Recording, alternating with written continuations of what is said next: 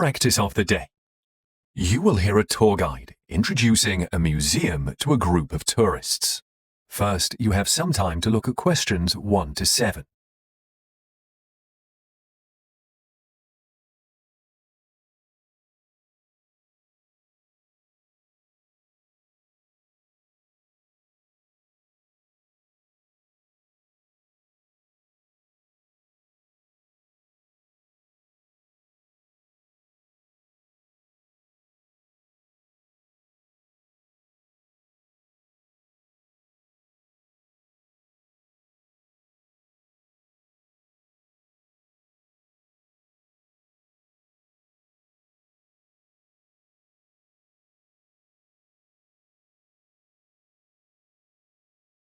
Now listen carefully and answer questions 1 to 7.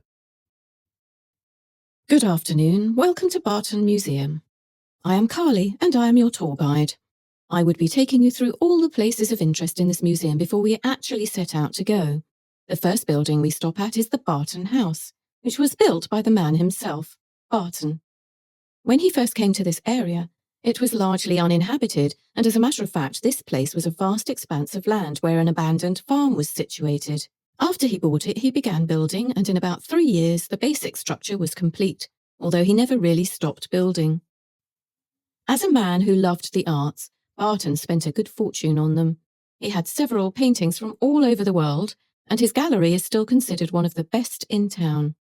One of the most notable of his collection is the Chinese wallpaper, which was painted in the 18th century. Rumour has it that he paid hundreds of thousands of dollars for the piece of art. Barton kept adding some features to his house every year. He did this until the night he died. He was building a new bird room in which he collapsed and never came to himself. His dining room is also beautifully adorned with antiquity, from the tables to the stools to the mats. The chairs were bought from some Japanese merchants in the area then. Looking at the location of his house, which sits some feet higher than surrounding lands, it is possible to see areas of just green, lush vegetation that run for miles. At the backyard there is a garden which he started himself. He used to care for the plants there personally and made sure they never lacked water. He detested fertilizers as he believed that it would spoil the cycle of growth of the plants in the garden.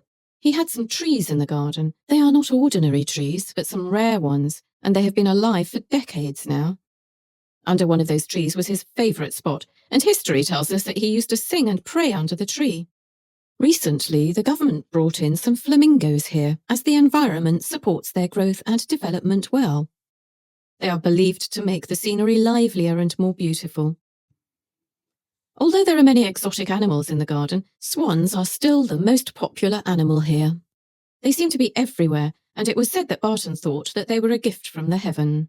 It was forbidden to kill or hurt any of these animals in his time. Before you hear the rest of the talk, you have some time to look at questions 8 to 10.